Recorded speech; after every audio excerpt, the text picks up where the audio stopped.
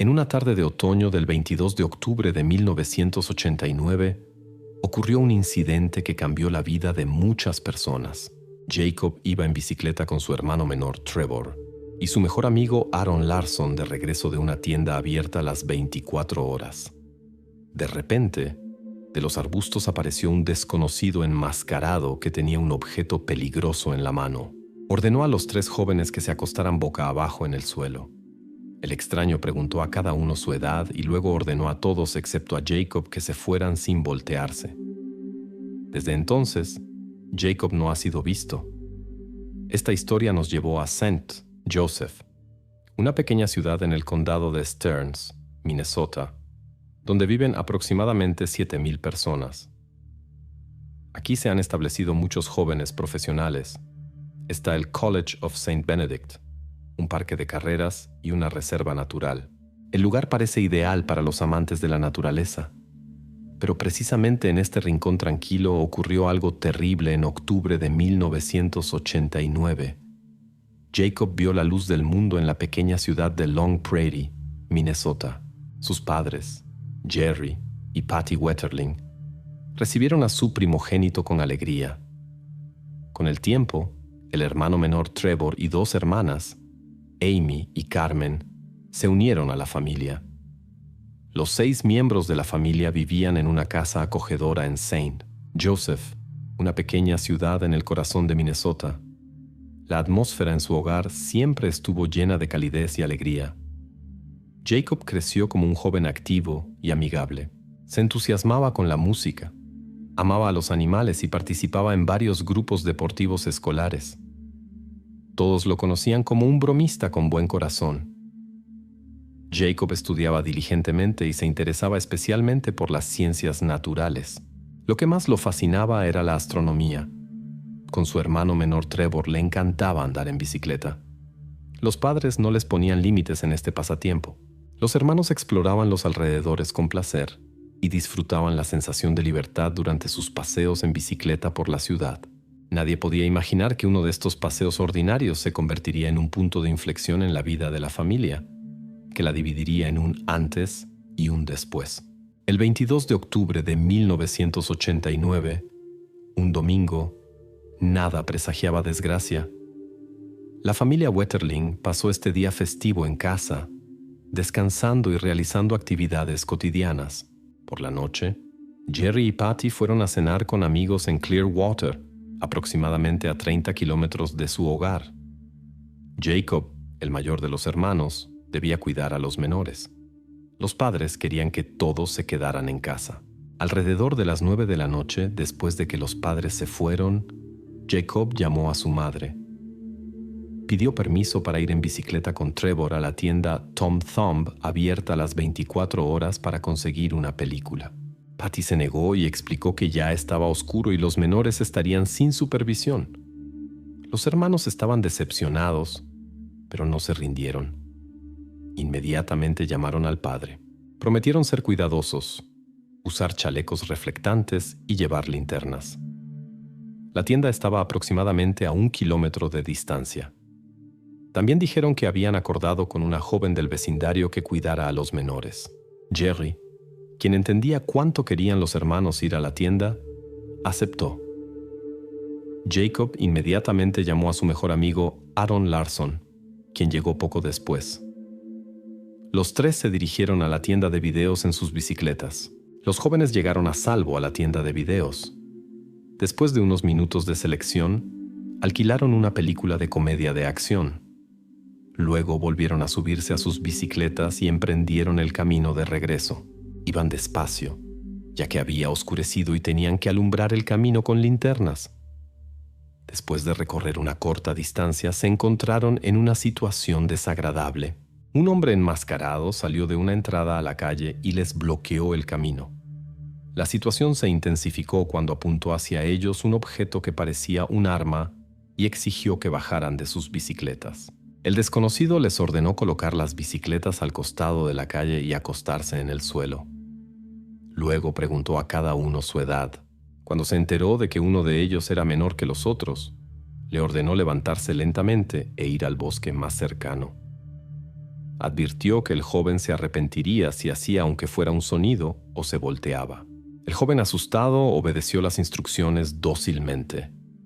Entonces el hombre enmascarado se dirigió a los dos jóvenes restantes y les pidió que lo miraran. Después de reflexionar brevemente, pareció concentrarse en uno de ellos. Al segundo joven le ordenó levantarse e ir lentamente al bosque, amenazándolo de la misma manera que al primero. Él también siguió las instrucciones. Se levantó lentamente, echó un último vistazo a su amigo que quedaba en la calle, luego se dio vuelta y caminó hacia el bosque, donde había ido antes el primer joven. Esta fue la última vez que Jacob fue visto en un entorno normal. Trevor y Aaron, aunque muy asustados por lo ocurrido, entendieron que su amigo estaba en una situación mucho más difícil. Corrieron de vuelta a la casa de Jacob y Trevor, donde la hija del vecino cuidaba a las hermanas. Cuando vio el estado de los jóvenes, inmediatamente reconoció la gravedad de la situación y llamó a su padre, Merlin Jacob. Merlin llegó inmediatamente y contactó a Patty y Jerry, que estaban cenando, y también alertó a la policía. Los padres de Jacob regresaron rápidamente a casa, conmocionados por las noticias. Poco después comenzaron extensas operaciones de búsqueda. Numerosos oficiales de la oficina del sheriff del condado de Stearns llegaron a la escena del incidente. Sin embargo, en las fases tempranas de la investigación se cometió un error grave. No se interrogó a todos los residentes de las casas circundantes. En tales casos es extremadamente importante hablar con todas las personas en los alrededores del incidente dentro de las primeras 24 horas. Esto se debe a que los recuerdos de las personas aún están frescos y la probabilidad de haber notado algo inusual es mayor entre aquellos que estaban cerca. Pero los policías, demasiado seguros de resolver la situación rápidamente, no tomaron todos los pasos necesarios para una investigación exhaustiva. Las autoridades concentraron sus esfuerzos en buscar a Jacob utilizando medios terrestres y aéreos. En la escena del incidente interrogaron a Dan Razier, quien vivía en las inmediaciones del lugar donde Jacob había desaparecido. Dan compartió una observación. En esa noche fatídica notó un auto pequeño que entró a su entrada y se detuvo poco después. Después de algún tiempo, el conductor dio vuelta abruptamente y regresó por el mismo camino, presumiblemente porque se dio cuenta de que la calle terminaba en un callejón sin salida. Los investigadores sospecharon que esto podría estar relacionado con el incidente. Los especialistas descubrieron huellas de neumáticos cerca de la escena del incidente, que fueron registradas como evidencia potencial. Debido a la proximidad a la escena del incidente, Dan también entró en la lista de personas de interés para la investigación. El sheriff Charlie Graft, del condado de Stearns, recuerda sus expectativas iniciales de una rápida resolución del caso, dada la pronta respuesta de la policía. Esto, en su opinión, debería haber limitado significativamente las posibilidades de escape del sospechoso. Sin embargo, como mostraron las investigaciones posteriores, estas expectativas resultaron ser prematuras. La primera noche de búsqueda terminó alrededor de las 3 de la mañana debido a condiciones de visibilidad insuficientes. Esa misma mañana, a las 8, las autoridades reanudaron la búsqueda de Jacob. Los agentes del FBI se unieron a los empleados del departamento del sheriff del condado de Stearns para ayudar tanto en la operación de búsqueda como en la investigación. Un día después se incorporó un perfilador del FBI. Basándose en los hechos conocidos del incidente, sospechó que la persona buscada era muy probablemente un hombre blanco soltero con una característica física particular y posiblemente había cometido actos similares anteriormente. Se celebró una reunión de oración en la iglesia de St. Joseph. Más de 500 personas vinieron a orar por el regreso seguro de Jacob. Al día siguiente, la noticia del incidente se transmitió por todo el país y empresarios de Minneapolis y St. Paul ofrecieron una recompensa de $100,000 por el regreso seguro del joven. Posteriormente, soldados de la Guardia Nacional junto con la patrulla estatal se unieron a la búsqueda. En el intento de encontrar a Jacob, registraron un área de 2,000 kilómetros cuadrados. Esta operación de búsqueda se convirtió en una de las más grandes en la historia de Estados Unidos, y el caso recibió gran atención mediática a nivel nacional. Las personas mostraron su apoyo a la familia de Jacob de diversas maneras. Muchos llevaron cintas blancas en su ropa como símbolo de esperanza y participación en la búsqueda. En la búsqueda del desaparecido Jacob, las personas colgaron miles de anuncios en tiendas y ventanas. Incluso se incluyeron volantes en cajas de pizza. Estaciones de radio en todo Minnesota reprodujeron la canción favorita de Jacob junto con un mensaje de su madre Patty. Antes de la era de Internet, estos eran los principales medios para informar sobre tales casos. Cientos de voluntarios se ofrecieron para ayudar en la búsqueda. Se emplearon perros rastreadores para seguir un rastro, pero todos los esfuerzos fueron infructuosos. Al final de la primera semana, más de 100 agentes y oficiales de diversas agencias trabajaban en el caso. Desafortunadamente, no se encontraron pistas. Muchos criticaron a las autoridades por hacer la búsqueda demasiado extensa y apresurada. Se creía que primero debían haberse concentrado en un área pequeña alrededor de la escena del incidente e interrogar exhaustivamente a todos los presentes antes de expandir el área. En noviembre de 1989, los investigadores mostraron al público 3 retratos diferentes de un hombre que había sido visto en la tienda Tom Thumb esa noche fatídica. Los testigos reportaron que este hombre había estado observando atentamente a los clientes. Descripción: piel clara, aproximadamente 50 años, cerca de 90 kilogramos de peso, con cabello gris. 6 días después, las autoridades publicaron 2 retratos más. Uno mostraba a un hombre que había estado escuchando conversaciones en la tienda Tom Thumb algunas semanas después del incidente. El otro retrato representaba a una persona que presuntamente había intentado llevarse a un joven en New Brighton, un suburbio de Minneapolis.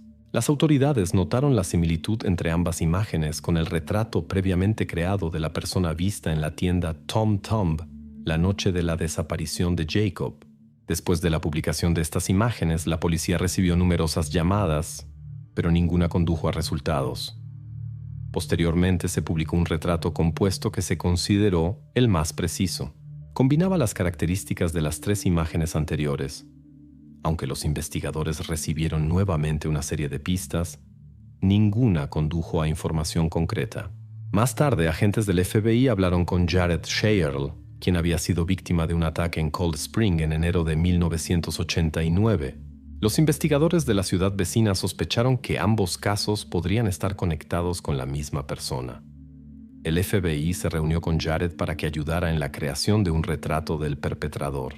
Posteriormente, agentes del FBI interrogaron a un posible sospechoso llamado Daniel James Heinrich de Painesville, que se encuentra aproximadamente a 48 kilómetros de St. Joseph. En esta área había habido varios incidentes con jóvenes en los últimos años, además de los casos de Jacob y Jared. Cuando fue interrogado por agentes del FBI, Heinrich explicó que no sabía nada sobre las situaciones con Jacob y Jared. Los investigadores se enfrentaron nuevamente a un callejón sin salida y consideraron cómo continuar la investigación. Un mes después, la atención se dirigió nuevamente a Heinrich. Esta vez accedió a proporcionar sus zapatillas deportivas y muestras para análisis de posibles evidencias. 3 días después, Heinrich permitió hacer una impresión de los neumáticos de su Ford Expo azul hatchback para compararlo con las huellas encontradas en el lugar de la desaparición de Jacob. Al día siguiente se descubrió que Heinrich había poseído otro coche hasta marzo de 1989, un Mercury Topaz. Esto significaba que si estaba involucrado en el incidente de Jared, habría tenido que usar ese coche. La policía obtuvo acceso al Mercury Topaz. Cuando se le pidió a Jared que evaluara la similitud de este coche con aquel en el que había estado un año antes, dio una calificación de 8 o 9 de 10. Posteriormente se registró la vivienda de Heinrich. Varios objetos fueron confiscados, incluyendo escáneres de policía, una bolsa para transportarlos, listas de frecuencias, zapatos y ropa.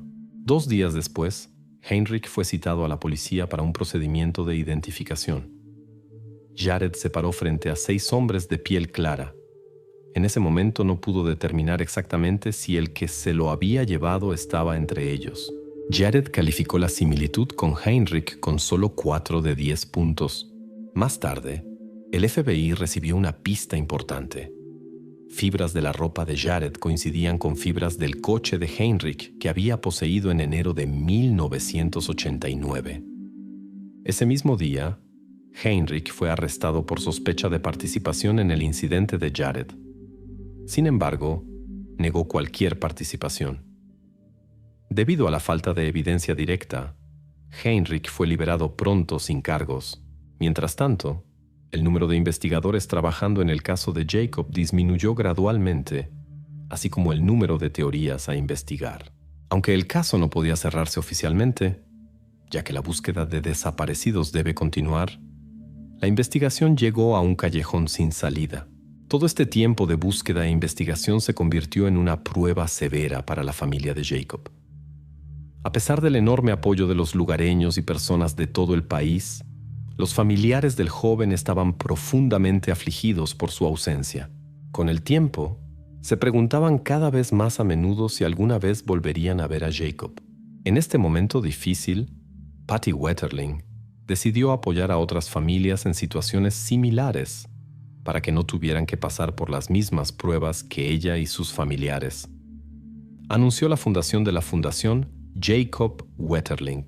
El objetivo de la organización se convirtió en educar a la sociedad sobre personas que cometen actos ilícitos contra jóvenes ciudadanos, sobre sus métodos y sobre cómo cada uno puede ayudar a prevenir tales casos.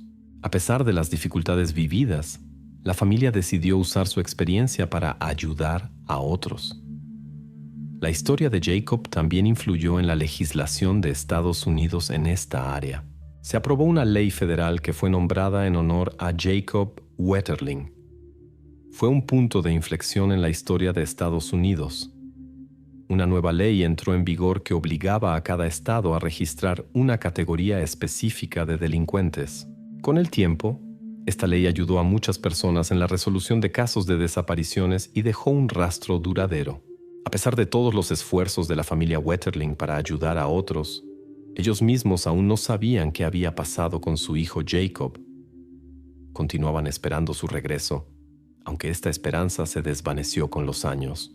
En este punto, Joy Beggar, una madre de 2 hijos, entró en el caso, quien comenzó a interesarse por el caso de Jacob en el año 2010. Viajó al lugar de su desaparición en St. Joseph. Cuando Jacob desapareció en 1989, Joy tenía 22 años. Ahora que estaba allí, sintió la necesidad de encontrar respuestas. Sin saber por dónde empezar, Joy recurrió a su experiencia como bloguera. Publicó un artículo titulado «En algún lugar está Jacob». En ese momento habían pasado 21 años desde su desaparición. Joy no sabía que este sería el comienzo de un viaje que ocuparía los próximos años de su vida y llevaría a descubrimientos inesperados. Documentó cuidadosamente cada paso de su investigación en su blog. Joy se sumergió en el caso con interés genuino, haciendo preguntas y explorando todas las pistas posibles. Estudió archivos policiales antiguos y recortes de periódicos buscando detalles sobre este incidente. Pronto notó que se habían cometido algunos errores en las primeras investigaciones. Por eso los oficiales habían pasado por alto pistas importantes. Habían manejado mal las evidencias y a veces incluso las habían perdido. Además, no habían interrogado a algunos testigos clave. Las investigaciones fueron tan exhaustivas que en una de las notas incluso se discutieron las condiciones meteorológicas y la posición de la luna en la noche de la desaparición de Jacob. Esto ayudó a entender que habría sido difícil para los testigos reconocer el vehículo del perpetrador, ya que la luna aún no había salido completamente y todo sucedió en densa oscuridad. Mientras continuaba recopilando información sobre el caso, se topó con alguien que también había estado involucrado en las primeras investigaciones. Su nombre era Jared Sherrill. Mientras tanto, Jared había crecido hasta convertirse en un hombre de 30 años, pero aún sediento de justicia después de lo que había experimentado en su juventud. Jared y ella se unieron. El verdadero avance llegó cuando descubrieron un artículo de periódico antiguo. En él se informaba sobre una serie de incidentes sospechosos con hombres jóvenes que habían ocurrido en los años anteriores. Todos los incidentes ocurrieron de manera similar. Por una persona enmascarada, cerca del pequeño pueblo de Painesville, que está a solo media hora en coche del lugar de la desaparición de Jacob. Con la ayuda de Jared, Joy logró localizar a varios afectados. Resultó que ahora eran hombres adultos que también querían conocer la verdad sobre los eventos que les habían ocurrido hace muchos años. Jared y Joy marcaron juntos los lugares de cada incidente en un mapa, creando así el llamado Cluster de Painesville. Conmocionados por la información obtenida, la entregaron a las autoridades policiales. Como resultado, la policía reanudó las investigaciones que habían estado congeladas durante años. Inesperadamente, el caso volvió a atraer gran atención y el blog de Joy se volvió popular en la red. Como la policía reanudó las investigaciones, la historia volvió al foco de todo el país. En 2015, 26 años después de la desaparición de Jacob, las investigaciones recibieron nuevo impulso. La policía tenía una pieza importante de evidencia, un perfil de ADN que se había encontrado en la ropa de Jared el día del incidente. Se descubrió que este perfil coincidía con un hombre que ahora tiene 59 años y está jubilado. Se trataba de Daniel James Heinrich. Ya había aparecido en las investigaciones originales y estaba en el foco de Joy y Jared, pero hasta ahora no había evidencia concreta.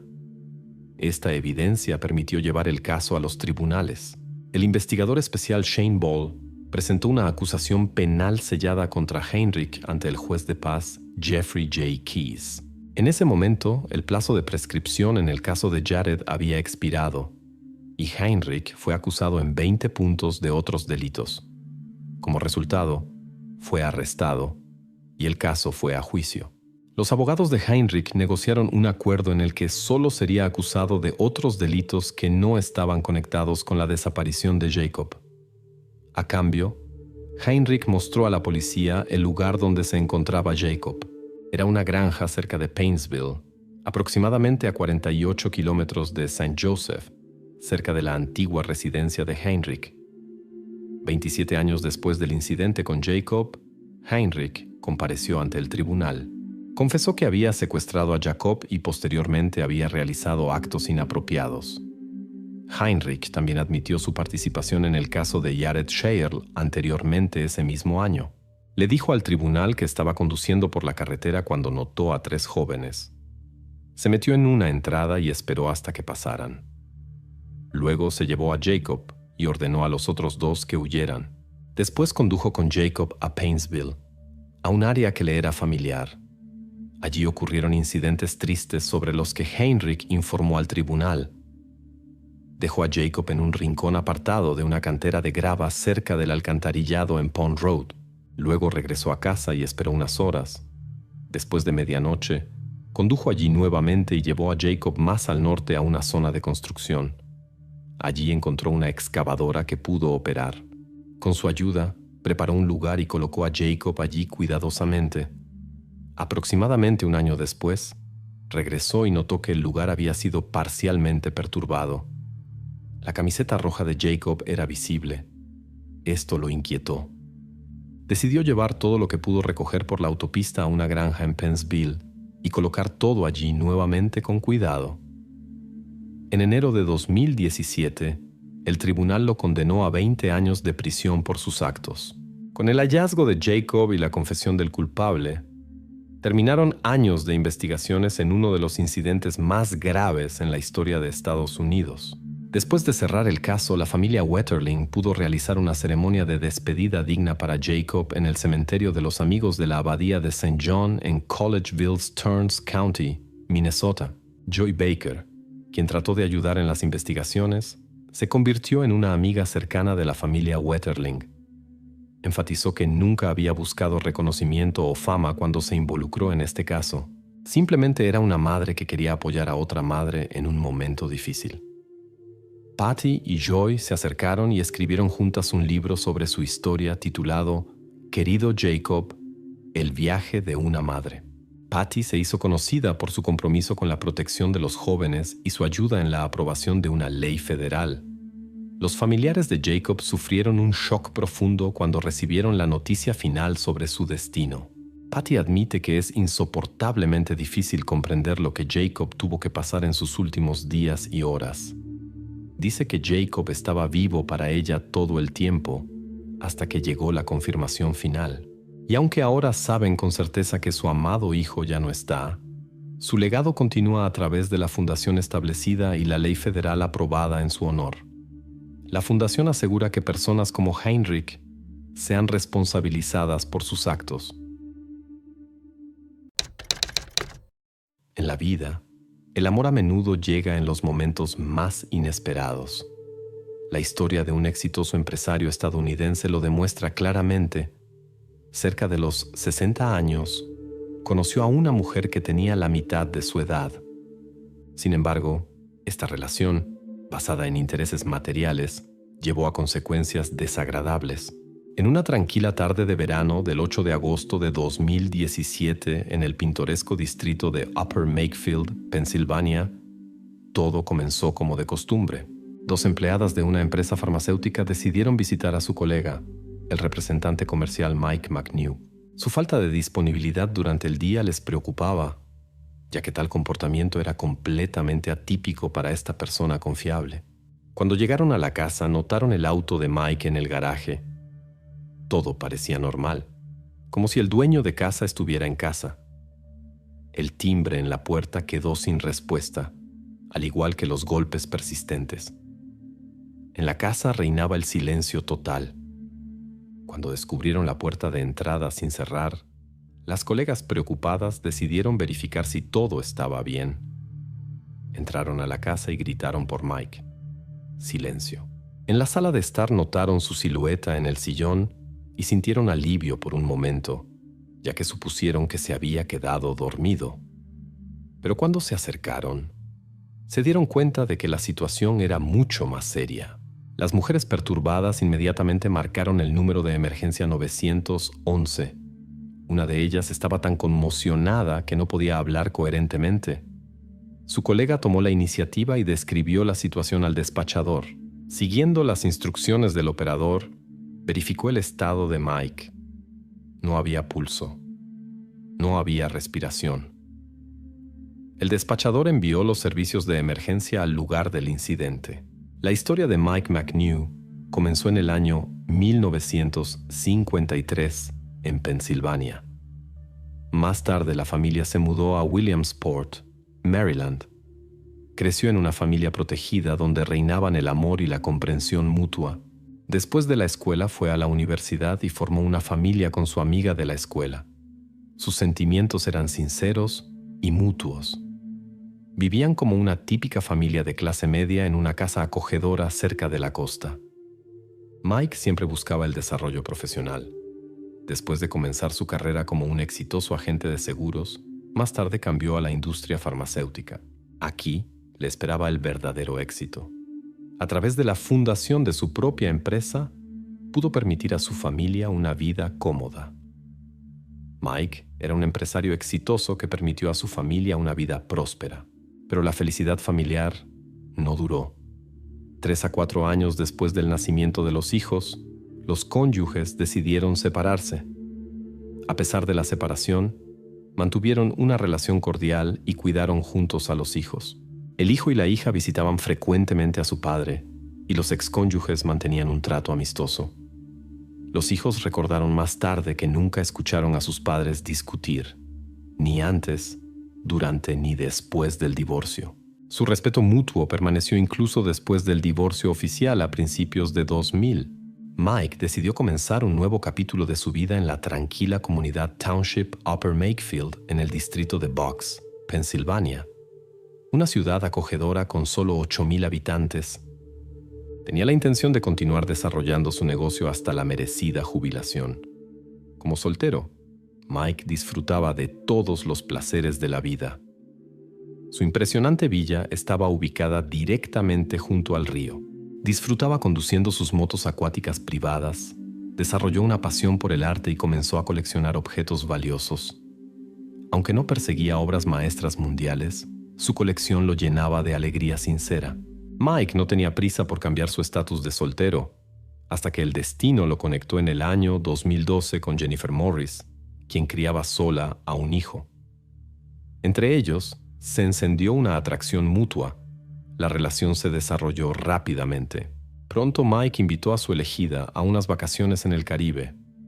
Sus sentimientos se mostraron particularmente intensos durante este viaje. Trajo especialmente 2 motos acuáticas y cuatriciclos para excursiones conjuntas. Se enamoró como un joven, completamente encantado por esta mujer. Sus familiares se sorprendieron por su transformación. En el año 2015, después de 3 años de relación, Mike se hizo su primer tatuaje en honor a Jennifer. Al mismo tiempo le ofreció mudarse con él, lo que ella aceptó. El empresario la rodeó de cuidado y comodidad. Para el hijo de Jennifer se preparó una habitación propia. Su felicidad duró hasta el 8 de agosto de 2017, cuando ocurrió un incidente imprevisto en la casa. En este momento su romance con la mujer ya duraba 5 años y estaban preparando activamente su boda. Los colegas encontraron a Mike en su casa en un estado preocupante. Inicialmente se sospecharon problemas cardíacos. Las fuerzas de emergencia que llegaron encontraron a Mike en su sillón. Su cabeza estaba inclinada hacia atrás. Las manos descansaban en sus rodillas. Visto desde fuera, uno podría pensar que estaba durmiendo, pero la situación resultó ser mucho más seria. En el suelo y en la ropa se veían evidencias del incidente. Las circunstancias indicaban que lo sucedido no estaba relacionado con problemas cardíacos. Se encontró una herida entre las cejas. Los investigadores ahora tenían que descubrir: ¿fue esto el resultado de una acción externa o de una decisión propia? Los expertos que llegaron a la escena inmediatamente notaron detalles inusuales. La tesis de una acción individual no se confirmó.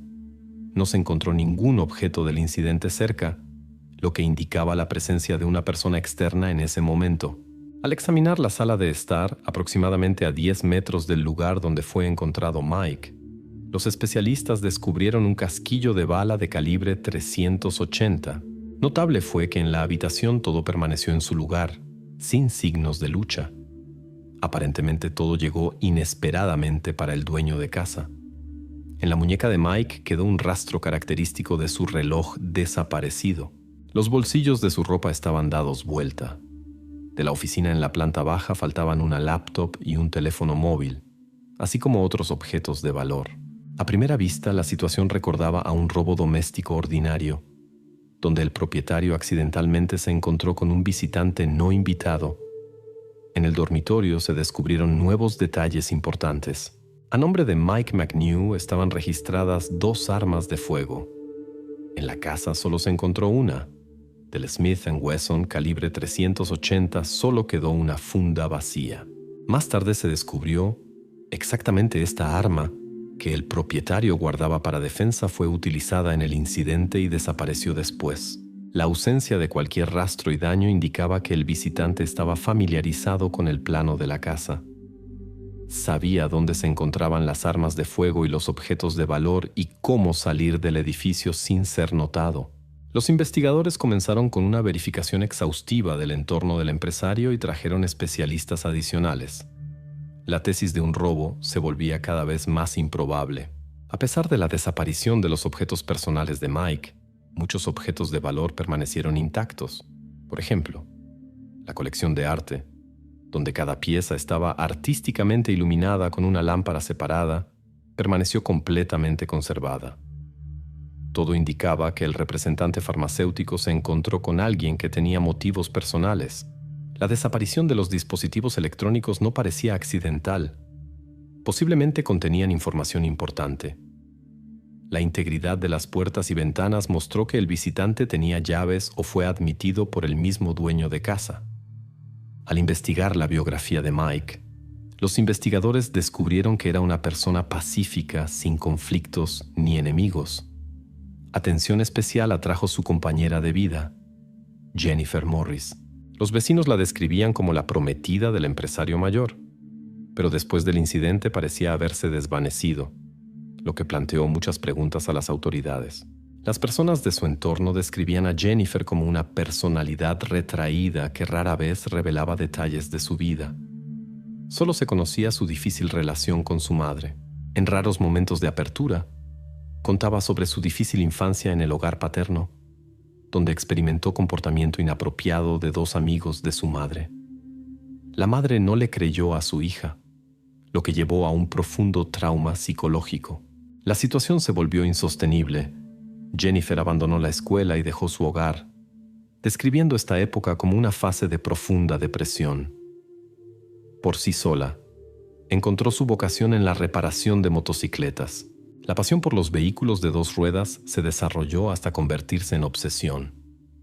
Se compró una motocicleta deportiva y compartía frecuentemente en redes sociales historias sobre paseos nocturnos a máxima velocidad. La apariencia llamativa de Jennifer se complementaba con tatuajes marcantes, inscripciones en el pecho, la imagen de un revólver en el bíceps y un esqueleto sonriente en el brazo. Se convirtió en madre joven, pero el padre del hijo desapareció rápidamente de su vida. Para alimentar a su hijo, combinó su trabajo como mecánica con actuaciones en el Club Prestige en Pensilvania. Allí conoció en el año 2012 a Mike McNew, un cliente habitual del establecimiento. Después de una conversación informal, él la invitó a cenar. Jennifer aceptó, pero puso una condición: el pago de sus deudas de electricidad por un valor de $1,200. Así comenzaron sus encuentros regulares en restaurantes caros y clubes de moda. Mike era generoso con los regalos: joyas, una motocicleta, un auto, viajes. Jennifer lo llamaba papá, y a él le halagaba la atención de su atractiva acompañante. El destino tenía sus propios planes para Jennifer. En Mike vio una oportunidad de cambiar su vida. Compartían mucho, incluyendo el sentimiento de ser marginados en la sociedad. En el próspero empresario encontró no solo apoyo financiero, sino también calidez emocional. En el año 2015 se mudaron juntos. Al principio todo transcurrió armoniosamente, pero el tiempo trajo cambios.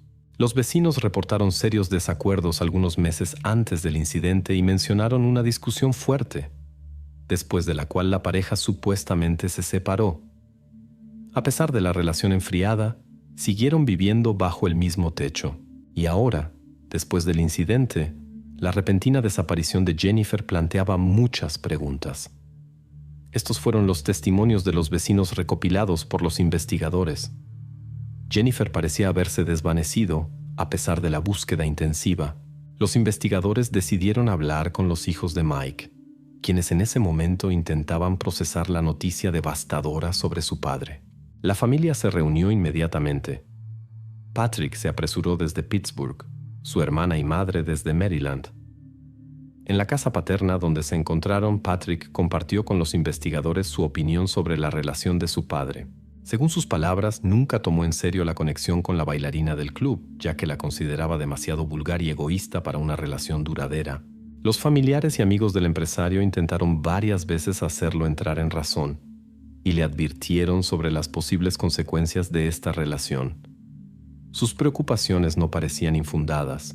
Un incidente significativo ocurrió en la boda de Patrick en junio de 2016. El hijo no quería que Jennifer estuviera presente en la celebración. Mike, quien no quería dejar sola a su acompañante, simplemente no apareció en la ceremonia. A pesar de la insatisfacción de la familia, el hombre continuó la relación con su joven elegida. Incluso la hizo beneficiaria de pólizas de seguro por una cantidad considerable, aproximadamente $500,000. En este momento ya se conocía su tendencia a sustancias prohibidas y posibles aventuras. La relación con Jennifer tuvo un impacto significativo en la relación entre padre e hijo. Muchos sospechaban que ella sembraba discordia intencionalmente para obtener control exclusivo sobre las finanzas de su próspero acompañante. En el año 2017 la situación se intensificó. Jennifer comenzó a distanciarse. Podía desaparecer sin previo aviso y regresar tarde en la noche sin dar explicaciones. Su interés en la relación disminuyó notablemente. Durante este tiempo recurrió más frecuentemente a sustancias prohibidas, lo que llevó a serios problemas de salud, y fue arrestada 2 veces por posesión de las mismas.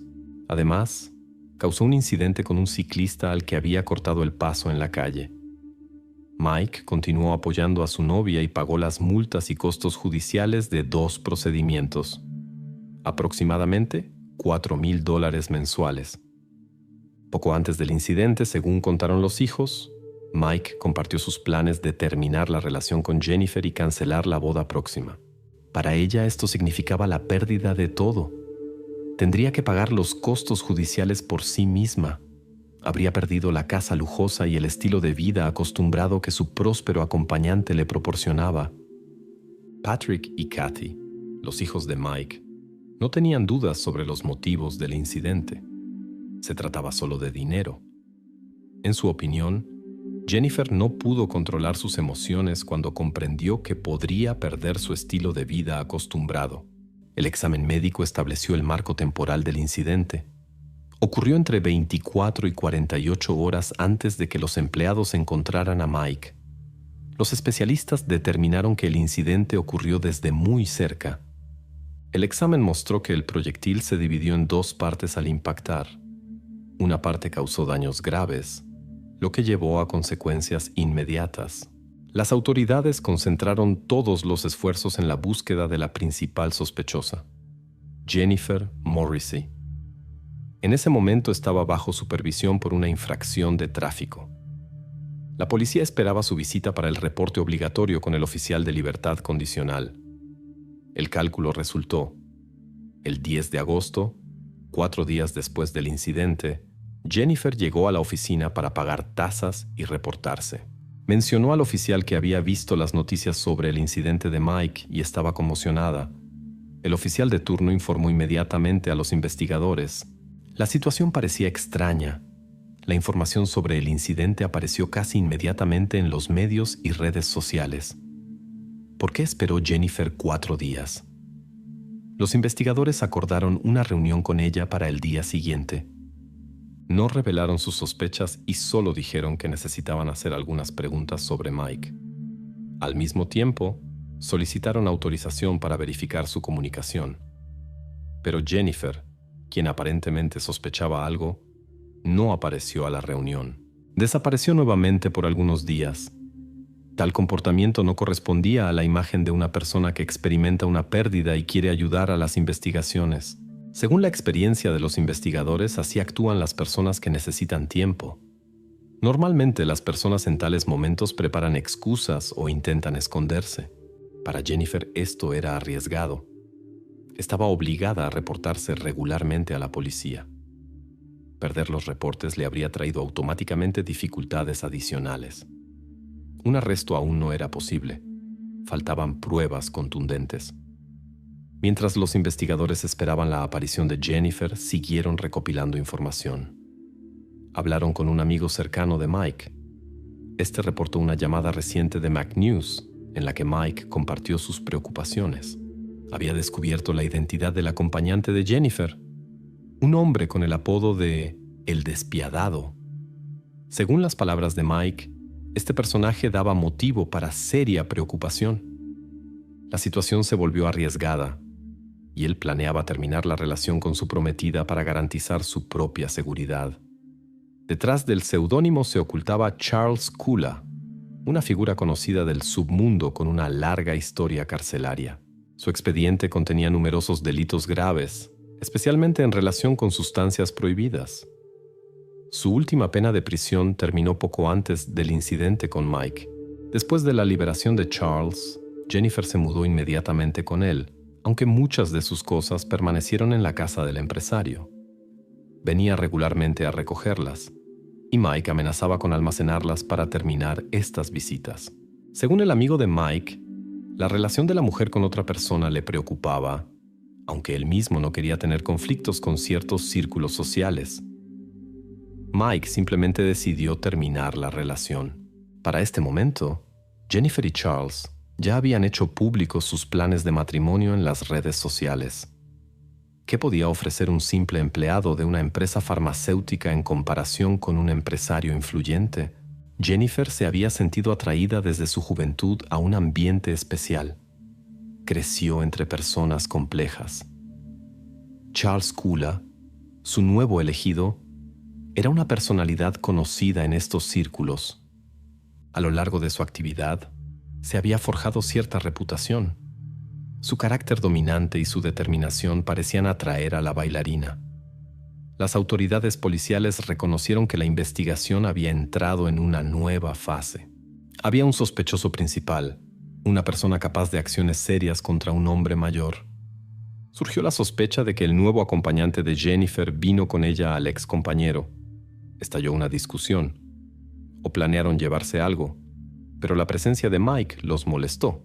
Justo en este momento, Jennifer faltó a una reunión obligatoria con el oficial de libertad condicional, lo que ofreció motivo para su arresto. El 25 de agosto de 2017, la policía llegó al taller de motocicletas donde trabajaba Jennifer. Fue arrestada por violación de las condiciones de libertad condicional, lo que permitió a los investigadores verificar una posible participación en el incidente con el distribuidor de medicamentos. Más tarde, una compañera de celda que cooperaba con la policía reportó el comportamiento extraño de Jennifer y su confesión sobre acciones intencionales contra Mike. Durante el interrogatorio, los investigadores compartieron sus momentos de sospecha, pero ella se negó a declarar y recurrió a un abogado. La mujer obviamente sabía algo, pero la información no se obtuvo rápidamente. En este momento llegó la autorización para verificar los medios de comunicación de los posibles involucrados. En el intercambio de mensajes entre Jennifer y Mike se encontró un diálogo inquietante. El hombre escribió a su ex compañera que cualquier huésped no invitado en su casa debía contar con consecuencias. Aparentemente tenía serias preocupaciones por su seguridad. Después de este mensaje, la comunicación se cortó. La señal del teléfono de Jennifer fue localizada durante el intercambio de mensajes cerca de la casa de Mike. La conexión se cortó a las 21:45. Esto confirmó su presencia en la cercanía en un momento importante. Luego, según los datos, Jennifer condujo unos 20 kilómetros al sur hacia la caravana de Charles. Llegó al lugar cerca de las 23 horas, después de lo cual no se movió más.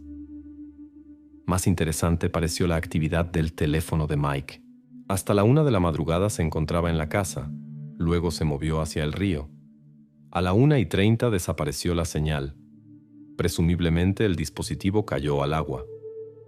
Se planteó la pregunta, ¿quién llevó el teléfono allí si Jennifer ya se había ido?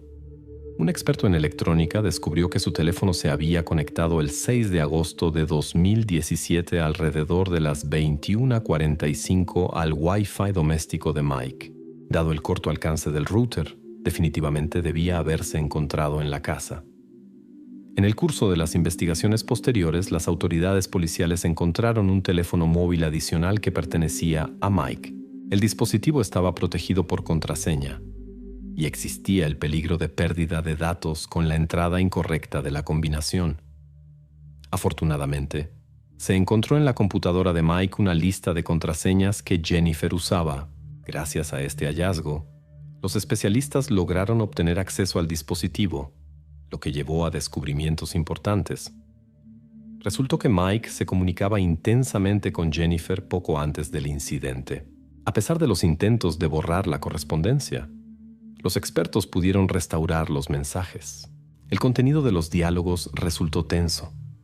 Mike tenía la intención de dirigirse al FBI con información que podría haber llevado a una larga pena de prisión para Charles. Comprensiblemente, este giro de eventos no le gustó a este último. Los investigadores sospecharon que precisamente esto fue el detonante para los eventos posteriores.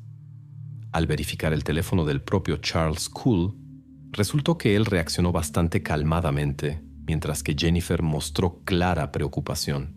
En los mensajes siguientes, Mike propuso un compromiso. Estaba dispuesto a renunciar a contactar al FBI si Jennifer regresaba con él y terminaba la relación con Charles. El último mensaje de Mike fue una confesión de amor que quedó sin respuesta.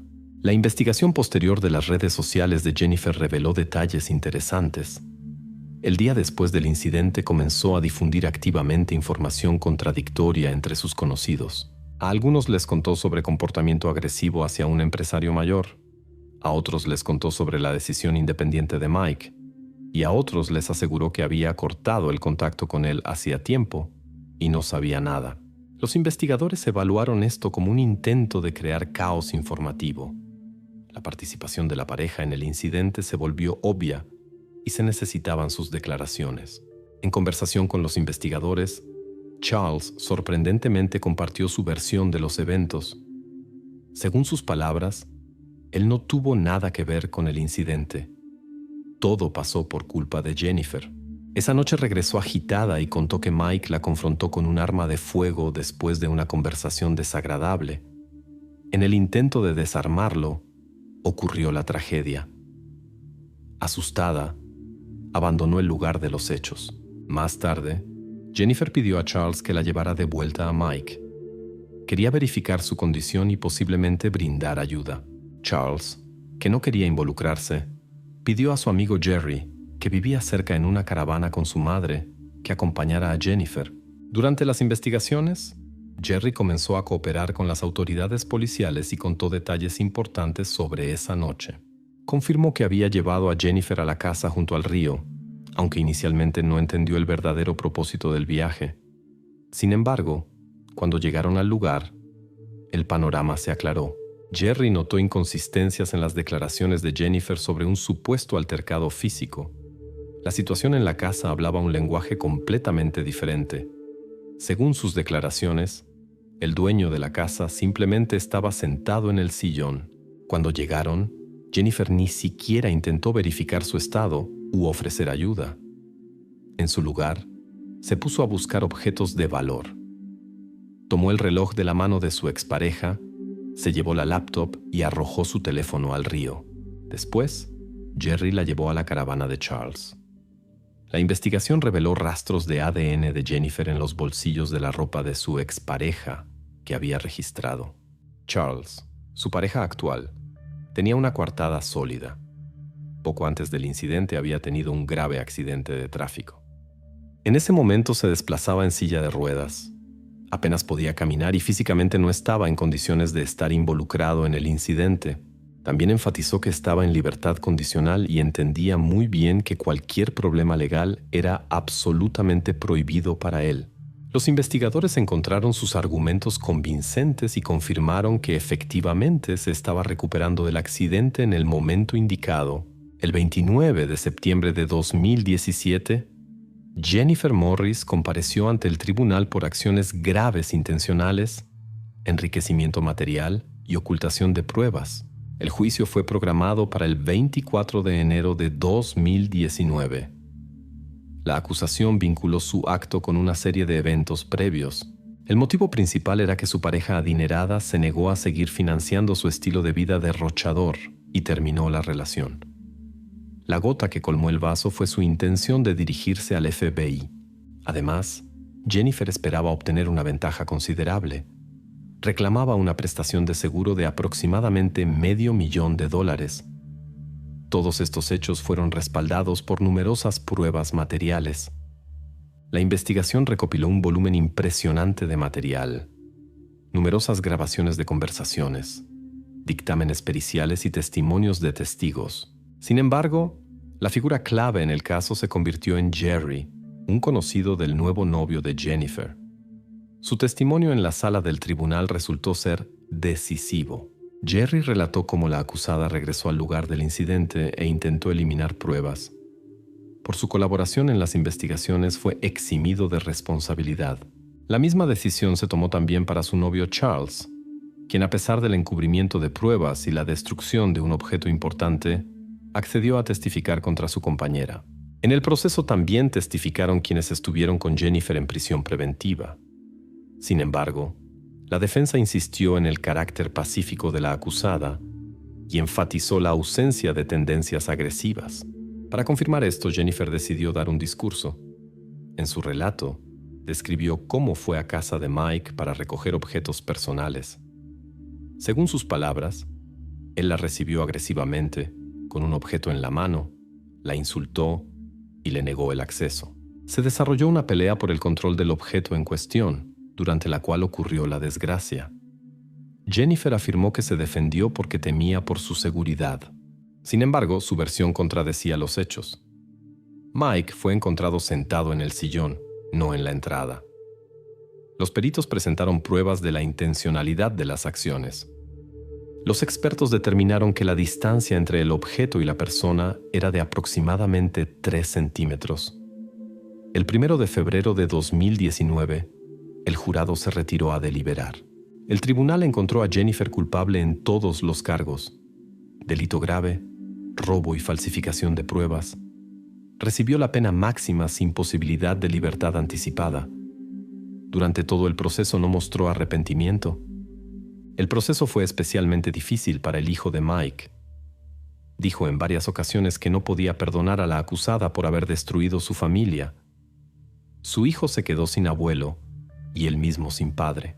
Sus últimas conversaciones con el padre estuvieron ensombrecidas por conflictos, y esta situación ya no se puede corregir.